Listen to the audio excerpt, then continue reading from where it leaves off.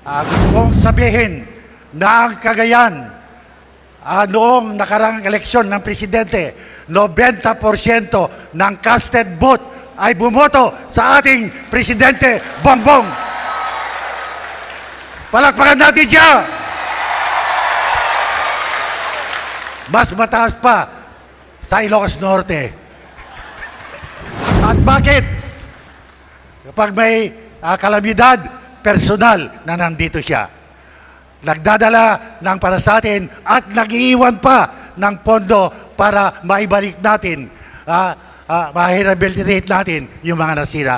Nandito kami ngayon, kung ano man ang sasabihin mo sa amin, susunod kami, Apo Presidente. Buhay namin ay nasa likod mo. Pero tama po yung sinabi ng governor ninyo. Kaya sasabihin ko, I'm giving the instruction now to the Department of Agriculture to work with the governor to find a site at yung mga nasa pipeline, i-realign natin, dali natin dito sa Cagayan.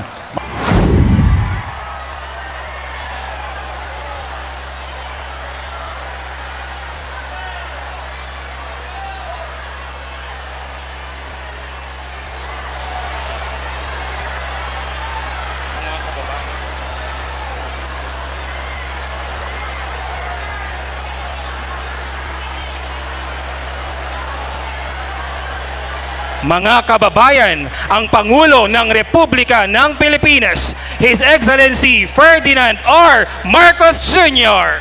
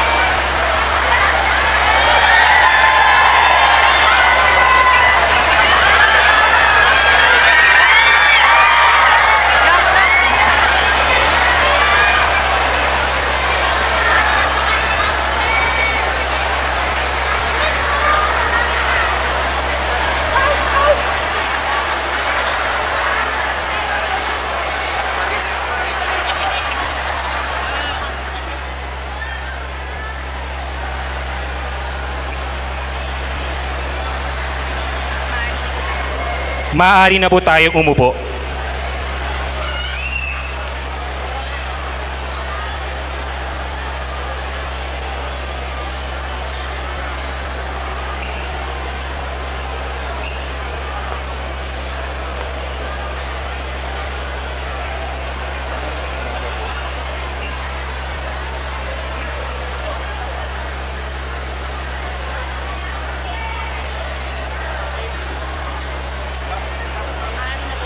Maaari na po tayong maupo.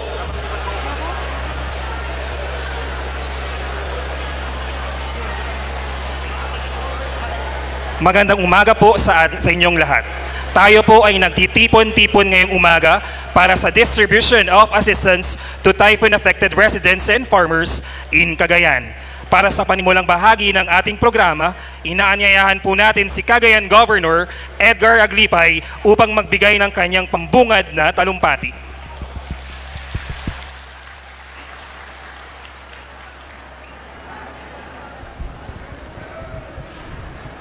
Ang Pangulo ng Pilipinas, ang minamahal ng Cagayan, President BBM Bongbong Marcos. Ang Sekretaryo ng Department of Agriculture, Kiko Laurel, at ang mga taga-Department of Agriculture, ang Sekretaryo ng Department of DSWD, ang Sekretaryo Rex Gaxalian at mga taga-DSWD, ang Sekretaryo ng DPWH, Vince Dizon, at mga taga-DPWH, ang Sekretaryo ng Department of Education and Culture, kapitbahay natin, ang Gara. Palakpakan po natin. Lahat po, dito'y board member nga datoy, si kay amin nga board member, si kay amin nga mayors nga datoy, si kay amin nga kapwa Cagayano, naimbag nga bigatyo apo. Apay nga imbagak nga mahal natin ang presidente. Gusto kong sabihin na ang Cagayan, noong nakarang eleksyon ng presidente, 90% ng casted vote ay bumoto sa ating presidente Bongbong. Palakpakan natin siya! Mas mataas pa sa Ilocos Norte.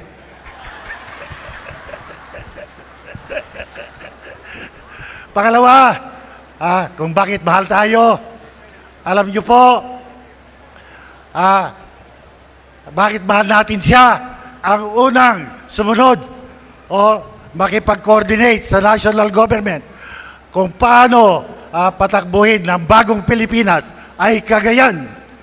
Tunawag kami po, lahat ng mga departamento, mga regional offices ay nag-meeting para sundin ang kagustuhan ng ating Pangulo para sa bagong Pilipinas. Mabuhay ang bagong Pilipinas! Bakit mahal niya tayo? Bakit mahal natin siya? Kasi po, alam ko na nandito kayo ngayon lahat para ipakita sa kanya na maraming tao sa labas. Gusto nilang pumasok. Sabi ko, meron din kayo na iitid niya po, Presidente, ito'y unag, kisuntumat, titid mi itarwar. Rimba kanya da po, Presidente. Amok gamin, kaya't na nga makita, kaya't na ka nga makabraso. So nga, palakpakan ulit natin ang ating Presidente. Kung mahal natin siya, mahal din tayo. Yan ang masasabi ko sa inyo. At bakit? Kapag may kalamidad, personal na nandito siya. Nagdadala ng para sa atin at nag-iiwan pa ng pondo para maibalik natin, ma-rehabilitate natin yung mga nasira. Salamat po, Pangulo. Gusto ko lang sabihin, hindi nakapunta dito yung mayor ng Calayan. Alam niyo po, nag-hit sa Calayan at 250 kilometers per hour. Kaya 90% po ng bubong ng bahay sa Calayan ay nasira. Kaya tulungan po natin siya. Tulungan po natin ang Calayan. Pangalawa, na ginawa ng ating presidente, alam niyo po, pinababa na po niya ang mga departamento dito sa Cagayan. At ang dami na pong nangyayari ngayon dahil ang kagustuhan ng presidente na tayo'y makatulong sa kanya, sa kanyang gustong pagbababa ng presyo ng mga pangunahing pangkain ay mangyayari. Kaya inatasan niya si Sekretaryo Kiko na tulungan tayo dito sa probinsya para doblehin natin ang ating produksyon. Gusto kong sabihin sa mga bisita dito na according to Undersecretary Asis Perez ng DA, we produce more rice than we need. We produce 1.2 million metric ton. We are the number 2 in the country. Sa pagmamahal namin sa iyo, Apo Presidente, continuous na nag-i-increase ng production namin kahit may bagyo. Ganon din sa mais, 1 million metric ton. Pataas din ang aming production. Ganon din sa meat. Ganon din sa isda, Apo Presidente. Yan po kami po ay ginagawa namin ito na patuloy na pataas ang produksyon ng Cagayan dahil kami ay mahal ka namin, Pangulong Presidente. Yan ang totoo. Ulit, itaas natin ang kamay natin at itaas natin ganito at isigaw natin, one Cagayan para kay Bongbong. One Cagayan para kay Bongbong. Ayan, Apo Presidente. Pangatlo, kung bakit ka namin mahal, Apo Presidente, ay nandito kami ngayon. Kung ano man ang sasabihin mo sa amin, susunod kami, Apo Presidente. Buhay namin ay nasa likod mo. Yan ang masasabi namin. Alam niyo, Apo Presidente, tulungan niyo po kami. Tulungan niyo po kami para madoble po namin ang production namin. Paano namin madodoble ang production namin? Kalahati pa lang ang irrigated lands namin, Apo Presidente. Kung yung sinabi ng Department of Agriculture at National Irrigation Authority ni Apo Gillian at ni Apo Kiko na 4 na dam na ipapalagay nila dito ay mangyayari, ay madodoble po namin ang production namin sa palay, Apo Presidente. At Apo Presidente, kung ibibigay ni Kiko yung 6 na rice industrial complex, wala kaming rice industrial complex. Ang 1 million metric ton na palay namin, ibiyabiyahe pa namin sa Nueva Ecija at Bulacan. Bakit ganon, Apo Presidente? Lumalabas sa Cagayan ang produkto ng Cagayan. Dito sa Cagayan, Apo Presidente, may 2 mayor. May 2 mayor na binibili nila ang palay at 18 pesos per kilo. Ginigiling, binabayod, Apo Presidente, pinagbibili ng 30 pesos per kilo sa mga hirap na Cagayano. Kung tutulungan nyo kami na magkaroon ng rice industrial complex, mapapaba namin ang presyo 25 to 30 ang bigas, Apo Presidente. At may papataas namin ang presyo, alam niyo, kung hindi manalon, mangalap ang Cagayano. Kaya ito nandito ngayon, 90% ng Cagayano, manalon o mangalap. At kung bibigyan mo kami ng rice industrial complex, maitataas natin ang presyo ng palay. Sa ngayon, Apo Presidente, 10 piso lang per kilo ang palay. 12 pesos ang presyo ng kapital per kilo. Yan ang problema, Apo Presidente. Pero mangyayari ito, Apo Presidente, kung bigyan mo kami ng rice industrial complex. Alam nyo, Apo Presidente, nasisira ang mga kalsada natin. I would like to direct this problem to Secretary Vince Hison. Apo Vince Hison, gusto kong sabihin sa inyo na mga trucks sa Cagayan na pupunta doon sa Nueva Ecija at Bulacan ay may kargang 50 tons. 1,000 bags of 1,000 bags, 2,000 bags. Kaya ang ibig sabihin, 50 tonelada ang karga ng mga truck. Ang bridges natin, 25 ton lang ang pwede. Bakit na hindi natin i-barge? Yan, bigas na yan mula dito, kung dito na magigiling. Dadalhin diretso sa Manila. At kami, ipagbibili namin sa mga LGU ng Manila. para wala ng rice trader na nansasamantala sa mahihirap ng mga nalon. Apo Presidente, tulungan niyo po kami para matulungan po kayo namin. Salamat pala, nagpadala si First Lady ng 3 mobile clinic at mga goods galing sa taas. Salamat. Pakisabi lang sa kanya. Alam ko, mahal kanya, kaya mahal din niya ang Cagayan. Ngayon, Apo Presidente, ang dami ng mga kalakal na nandito ngayon sa Cagayan. Madaming Chinese, American, German, Korean, Japanese. Gusto nilang magpatayo dito ng factory. Problema namin, Apo Presidente, ang NGCP hanggang Tugigaraw lang.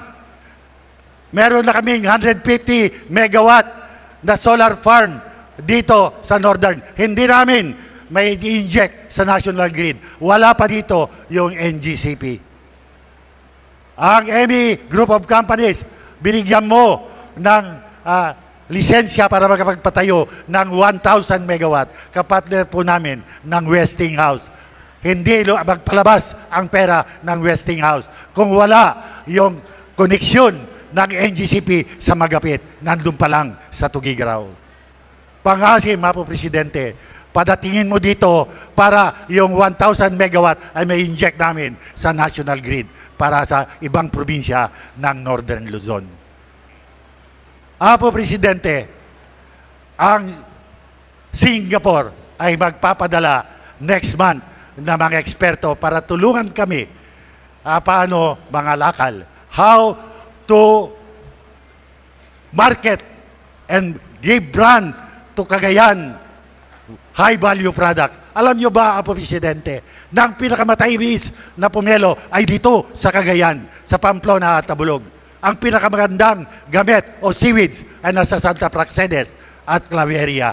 Ang pinakamatamis na mangga ay nasa Rizal. At ang pinakamaraming dairy ay sa Sulana. Pero Apo Presidente, wala. Kailangan namin ng tulong. Mabuti na lang, nagpunta na dito ang DTI at binibigyan kami ng suporta 10 million per product. Palakpan natin ang DTI. Apo Presidente, ito po hinihiling namin sa inyo para lalong makatulong kami na tulungan nyo ang kapwa naming Pilipino. I would like to state again what Undersecretary Asis Perez has said. Cagayan produce rice than they need, corn than they need, meat than they need, fish than they need. Yan po ang Cagayan. Tulungan niyo po kami para tulungan kayo na tulungan po ang kapwa naming Pilipino. Mga kapwa Cagayano, tumayo nga tayo lahat. Agtakder tayo po. Tayo sa bataya tayo. Kanya po Bongbong na suportaran tayo suna. Agbilang aktitalo, iliyaw tayo, one Cagayan para tibagong Pilipinas. May sa dua talo, one Cagayan para sa bagong Pilipinas, para kay Bongbong. Diyos ang hina po.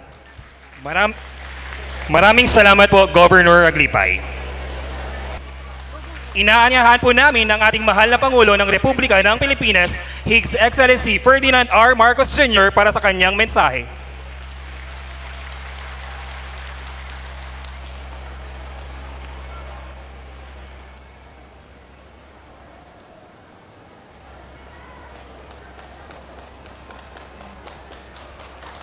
Na daw yung amin na po. Agtuga po tayo. Ti probinsya, ti Governor tayo, Governor Egay Aglipay, ti probinsya, ti Cagayan. Napaspas ti Governor yun. Hampag agtugaw, adana ti nalabaga nga folder. Nalabaga, makita yun. Very good, mabilis ang trabaho. Apo nga opisyales, mga mayores, opisyales, ti probinsya, ti Cagayan, Cagayan kin kakabsat, ti mananalon tayo, na embag bagit na aldaw, yu amin na po. Nandito po kami upang mabigyan ng tulong ang ating mga magsasaka na tinamaan ng bagyong Nando. At nakita naman natin dito sa Cagayan, ang tinamaan ng malakas doon sa amin, swinerte kami sa Ilocos Norte, hindi gaano. Malakas ang tubig, malakas ang hangin, pero walang masyadong nasira, yun lang tanim namin. Pero nakita ko yung mga rice field, nakapag-harvest sila ng maaga. Kaya kahit papano, nasalba natin yung harvest na yun. Kahit na medyo maaga, mabuti na yun, imbis na masira. At kaya naman kami nandito upang makatulong sa ating mga magsasaka, ating mga manalo tayo na mag-recover dito sa mga nawala sa inyo na kinuha ng typhoon ng Nando dito sa nakaraan na weekend. Ay marami po tayong naging biktima. At marami po tayong kailangan na tulungan dahil po, eto nga, wala tayong magagawa. Nagbabago talaga ang panahon. Kailangan po natin baguhin ang ating sistema ng agrikultura. Kailangan natin kilalanin at maunawaan kung ano ba ang kailangan gawin para sa sistema ng ating weather prediction, ng pag-asa, lahat yan, para mas maganda ang ating response. Kaya po, sinama ko na po, nandito po ang 4 na kalihim ng iba't ibang departamento ang nagbigay po ng tulong para sa ating mga magsasaka. Andito po sa DA ang Secretary ng Department of Agriculture, Secretary Kiko Laurel. Namamahagi rin po, lalo po lahat ito, nakikita nyo po, DSWD po ito, para ibibigay para doon sa mga displaced, yung mga na umalis, kailangan umalis, na-evacuate, na kailangan umalis sa bahay. Galing naman po sa DSWD yan, andito po ang ating kalihim, Secretary Rex Gatchalian ng Department of Social Welfare and Development. Andito rin po, mag-i-inspeksyon na naman ang ating bagong Secretary of the Department of Public Works. Kasi titingnan daw niya kung naging problema ang mga hindi magandang ginawang flood control project. Kaya nandito po, DPWH Secretary Vince Dizon. Kasama din po dyan, dahil meron tayong ginagawa po na feeding program para sa ating mga kabataan, hindi lang feeding program, kundi pati ang medical na examination, binibigyan po, pupunta po kami sa eskwelahan mamaya para makita kung magandang takbo nung pagbigay, hindi lamang yung pagpakain, kung hindi magpapatingin. Pati na teacher, pinapatingin yung mga maestra, nagpapatingin na rin. At kung kailangan nila ng gamot, kung kailangan nila magpa-test, gagawin na rin natin. Ano ito, ginagawa po ng ating DepEd Secretary Sani Angara. At dito naman po ay nakikita, alam nyo po, hindi siguro ninyong nalagtaan, nakita po ninyo ang mga pangyayari dito sa nakita nating mga malaking problema sa dating mga flood control project. Kaya naman, ay tinignan po namin, eto si Secretary Vince Dizon at saka kami, nag-meeting kami na mabuti at tinitignan namin, ano ba dito yung maganda? Ano ba dito yung hindi na talaga pwede? Na mukhang ghost project ito, mukhang substandard ito. Kaya po, tinignan po namin lahat po, inisa-isa po namin lahat ng project na yan. At nakita namin, nakapag-savings po tayo sa budget ng Pilipinas para sa susunod na ito, para sa 2026. Nakahanap po kami ng medyo malaking halaga. Ang halaga is 255.55 billion na piso. Biruin ninyo, kung hindi po natin ginawa yan, yung 255 billion na yan, kung saan na lang mapupunta. Kaya't mabuti, yan, kaya't kinanselan na po natin lahat ng flood control project para sa 2026. At yun po ang naging savings natin. Huwag po kayong mag-alala. Hindi ibig sabihin matitigil ang flood control project. Dahil po, sa aming mga pag-aaral, meron pa yung budget ng flood control project sa 2025 ay 300 plus billion. So, hindi pa naubos yun. So, tuloy-tuloy pa rin ang magiging flood control project hanggang sa susunod na taon. At meron naman tayong i-approve na flood control project para naman basta't nakita natin ay maayos ang proposal, maayos ang program of work, maayos ang completion, may acceptance ng local government. That's the new factor that we put in. Gov. Egay, I was surprised because nung umikot ako, kausap yung isang barangay chairman, wala na palang acceptance ngayon. Hindi pwede yun. Kaya ang acceptance po, pagka may project po ng national government, halimbawa, gagawa sila ng kalsada, magtatayo ng school building, at maglalagay sila ng flood control. Nung governor po ako, hindi po pwedeng sabihin completed yung project na yun hanggang tinanggap ng local government executive. Ang problema, tinanggal yun noong nakaraang ilang taon. I don't know what year they removed that, pero nagulat ako kasi napaka-importante yan na meron kang clearance sa barangay chairman, may clearance ka sa mayor, may clearance ka sa probinsya. Dahil yun ang paraan namin sa local government para tiyakin na yung mga project ay magandang pagkagawa at tama at hindi naman nagmahal ng masyado. Kaya po, ibabalik po natin. Yan, Gob.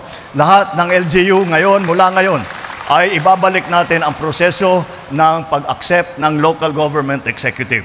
So, sa 255 billion po na naging savings natin sa DPWH dahil tinanggal na po natin yung mga malalabong project na mukhang hindi naman maganda, 255 billion po, ang 36 na bilyong piso ay magiging karagdagang pondo sa DSWD para sa IX, sa Disability Inclusive Social Protection of Children at Sustainable Livelihood Program.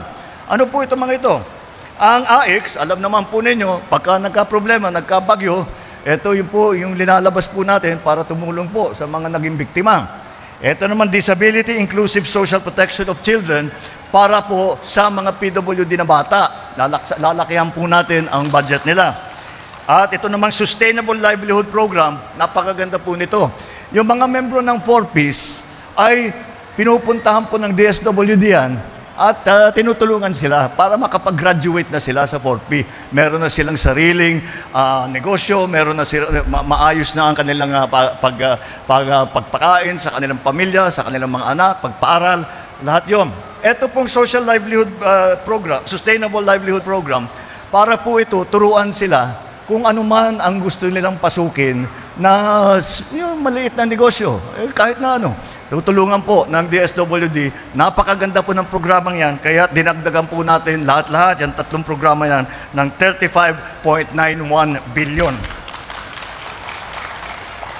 Mahigit 26 na bilyon at kalahating milyon pisong budget mapupunta naman sa DepEd at sa Department of Education. Dahil po napakahalaga nung kailangan maging magagaling dapat yung mga anak natin mas magagaling sa atin. Kaya dapat maganda ang mga eskwelahan natin. Kaya po, linagawa po namin para pagandahin ng unang-una, paramihin ang school room. Number 1. Pangalawa, yung gamit ng teacher natin, ng mga bata, ay kumpleto naman. Pangatlo, na meron tayong feeding program para sa kanila. Dahil ang isa sa pinakamalaking dahilan kung bakit hindi nakakapag-aral na mabuti ang mga bata ay masakit ang ngipin, may lagnat, basta masama ang katawan. Kaya yun din ay tinutugunan din po natin. Diyan po natin kukunin, meron pang 10 bilyon, ito naman sa CHED para sa college. Ang CHED para naman yung ating scholarship ay tuloy-tuloy. Ngayon, ang CHED dati, libre nga ang SUC, yung ating mga universities, state universities and college, mga SUC natin. Pero may gastos pa rin dahil saan titira yung estudyante. Paano siya bibili ng libro? Ano yung kakainin niya? May gastos pa rin yun. At nakikita naman namin, kahit anong gawin nila, hindi kaya ng magulang, hindi kaya ng pamilya, tumutulong naman lahat. Pero para pampatulong, dinagdagan po namin ng scholarship program yan. Kaya yung sa CHED po, kasama, meron yung mga scholar natin, yung mga galing talaga, ay yun, ay tutulungan po natin para makatapos sila.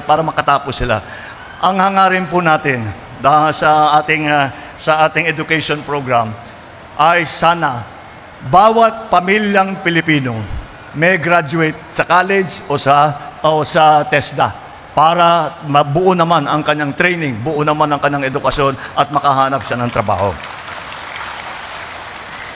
Sa DOH naman, 29 bilyong piso ang ilalagay natin sa Department of Health.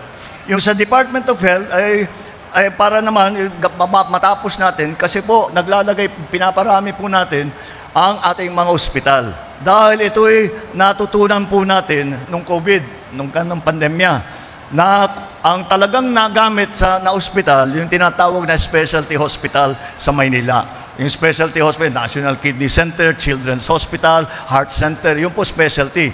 Pero doon napunta ang pasyente talaga dahil nung una, hindi po natin nauunawaan kung ano yung COVID.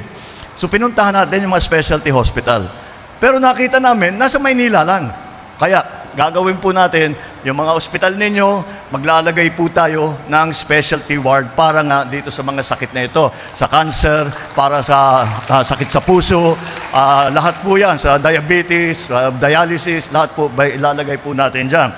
At yung pinag-uusapan, nalinipat na 60 billion na kinuha sa PhilHealth para dalhin sa national government, ay itong 60 billion na ito, ay babalik na namin dahil nangangamban tao eh. Akala nila walang perang PhilHealth. Maraming perang PhilHealth pero hindi na bali. Ibabalik namin, gagamitin namin yung 60 billion na yun para paramihin na naman ang ating mga programa. Kaya yan ang magbabayad. Yan ang magbabayad sa ating zero balance billing na libre na ang pagpunta sa ospital. Completion, yung MAIP na medical assistance na binibigay natin, palalakihin din po natin yan. Ito sa cancer patients, Philippine Children's Medical Center, at pararamihin namin ang benepisyo na nanggagaling sa PhilHealth. Mga 40 bilyong piso naman ang pupunta sa Department of Agriculture. Dahil alam naman po natin, maraming pagkukulang para lalo na sa mechanization. At magbibigay tayo ng mga traktor, mga harvester, mga irrigator. Ang ginagawa po namin, yung bagong irrigation system, solar na po, para yung bomba ay hindi na kailangan ng krudo, hindi na kailangan na maglagay ng malalaking koneksyon. Ito po ay solar powered na at ito po ipapakalat natin. Ito yan po ang ginagawa ng Department of Agriculture. At nabanggit na rin ni Gobernador, yung tinatawag naming rice processing center. Ito po, ano ba yung rice processing center? Ito po, ang mga processing center, magdadala po kayo ng palay ninyo kahit basa hanggang siguro yung mga on average mula hanggang 120 tons kada araw na basa na palay, idadry na yan, igigiling na yan, ipapalis na yan, ibabag na, paglabas doon, mamimili kayo. Anong gusto ninyo? 10 kilo bag, 25 kilo bag, 50 kilo bag. At yun, nasa labas na yan. Kayo ang magiging may-ari niyan. Hindi may-ari ang gobyerno, hindi may-ari ang trader. Napupunta yan. Kaya tinanong ko po, habang nagsasalita ka, tinanong ko sa secretary natin, alam nyo po, meron po na kami yung rice processing, nakapaglagay na tayo, nakapaglagay na tayo mga 140. At sa pagkatapos ng taon nito, ay aabot na yan to what time? Hanggang 146 para sa taong 2025. Okay. Sa kinalat po natin. Pero tama po yung sinabi ng governor ninyo. Kaya sasabihin ko, I'm giving the instruction now to the Department of Agriculture to work with the governor to find a site at yung mga nasa pipeline, i-realign natin, dali natin dito sa Cagayan. Mama, Gob, ikaw nang bahalang mamili ng lugar. Saan natin ilalagay? Oh, yun. Kita mo, napakabilis ng inyong governor. Oh. Ayos. Okay. Tapos hindi lang yun ang gagawin, may mga cold storage na gagawin para sa gulay natin, para sa isda, para sa para hindi naman masira. At yun, kasama po yun sa mga programa ng Department of Agriculture. Pati na yung transport, yung truck, meron din tayong programa dahil lagi kong tinatanong. Yung ating farmer, meron nga siyang ani, paano niya dadalhin yung palay niya doon sa, malayo, kung minsan malayo. Sabi ko, bigyan nyo ng truck. O yung cooperative, bibigyan natin ng truck para kayo nang mamamahala, kayo nang mababawasan ang gastos ninyo dahil hindi na napapadala sa Nueva Ecija pa, dito na lang sa Cagayan. Lahat po ng kita sa pagtatanim ng palay hanggang sa gawing bigas, hindi po mapupunta sa trader, hindi po pinagkikitaan sa palengke. Lahat po ng kita na yan, may iiwan po sa inyo, sa farmer, sa cooperative, para magamit ninyo, para sa inyong mga buhay. Ang susunod pa na malaki din ay 5 bilyong piso ay ibibigay natin sa National Irrigation Association. Dahil po, alam naman po natin, yun ang usapan namin kanina, basta't kahit na kalimutan mo na yung fertilizer, kalimutan mo na yung seedlings, kalimutan mo na yung pesticide, basta't meron tayong patubig, maganda ang ani natin. Kaya ang National Irrigation Association, pararamihin ulit, yun ang nagiging problema is yung distribution ngayon. Kapag nakapaglagay na tayo ng dam, kailangan natin isipin paano natin ikakalat, paano natin pararatingin sa mga farmer natin yung tubig. Pero may plano na tayo at dito natin kukunin yung pondong yun. At sa para yung mga tinatawag, ay tinutukoy nila na social programs. Ito yung pagtulong sa ating mga kababayan kapag may problema, kapag may sakuna, kapag may disaster, kagaya nito. Tayo naman ay maglalagay tayo ng 19 bilyong piso na ilalagay sa DOLE, ilalagay sa TUPAD. Ito po, ang DOLE. At sa DOLE, yung Department of Labor and Employment, ito po, silang nagbibigay yung tinatawag na TUPAD, Integrated Livelihood and Emergency Employment Special Training po. Ito po, ang TUPAD, ginagawa po ng DOLE, magbibigay po sila ng tulong at meron pang kasama na training. Kasama na rin dyan yung DTI, yung Trade and Investment natin. Magsasama-sama po sila. Kaya alam nyo po, ang ginawa po natin sa pamahalaan ay tiniyak natin na lahat ng ahensya ng pamahalaan ay sabay-sabay na nagtutulungan. Dahil yung mga problemang hinaharap ng pamahalaan ay hindi simple, hindi maliliit. Kaya kailangan talagang full force lahat. Kailangan sa basketball, full court press dapat.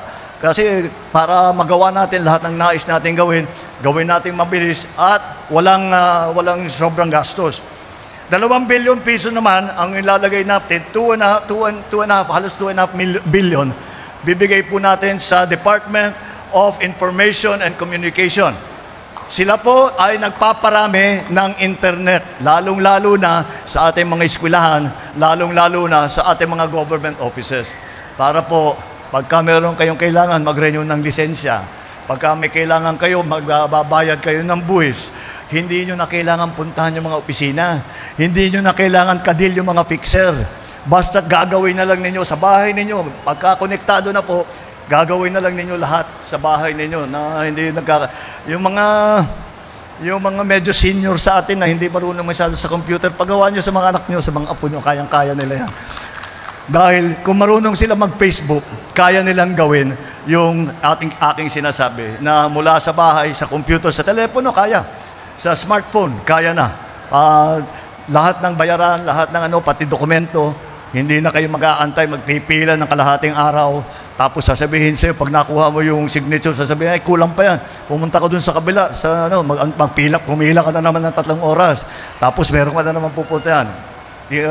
Binabawasan po natin yan dahil napakahirap sa taong bayan. Kaya yan po ang ating dinaan sa ating DICT para gumanda ang sistema na yun. Tapos, yung sinasabi na naman ng inyong gobernador, meron tayo po linagay na 4.62 million peso sa DOE, Department of Energy, para sa electrification program. At ang NGCP ngayon ay kinakausap natin lagi, minomonitor natin lagi, dahil behind sila sa schedule ng capital investment na paglagay ng linya. Pero nandun po tayo, tinututukan po natin para mahabol nila yung kanilang commitment dun sa kontrata nila. Meron po tayo, marami po tayo. Meron po tayo isa 135 million sa Department of Finance para sa anti-agricultural smuggling. 204 na milyong piso sa DNR.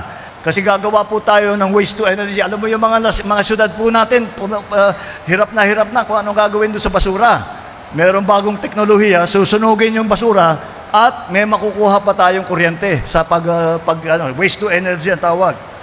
Tapos, para sa mga transport system, yung 3 billion, lalagay naman natin sa DOTR, Department of Transport, para pagandahin yung mga tren natin, para pagandahin ang ating mga kasada. Yan po, titiyakin po natin na hindi na po mauulit yung ating nakita. Titiyakin po natin na bawat sentimo na pera ninyo, hindi namin pera ito, pera ninyo na ibinahagi ninyo sa mga opisyal ng pamahalaan. Kami po ay, kung tawagan, custodian lang, tagabantay lang kami sa pera ninyo. Hindi dapat hindi amin yan, sa inyo pa rin yan. Pero sa amin, ang responsibilidad, ang katungkulan na tiyakin na ang bawat sentimo ay mapupunta sa maganda para pagandahin po ang buhay ng ating mga kababayan, para pagandahin po maging mas maginhawa ang buhay ng inyong mga pamilya, para po sa pagpaganda at pag-usbong ng ating ginagawa na binubuo ng bagong Pilipinas. Just ginawa po, kada kayamin ay ayatek na kailyan. Just Maraming salamat po, mahal na Pangulo.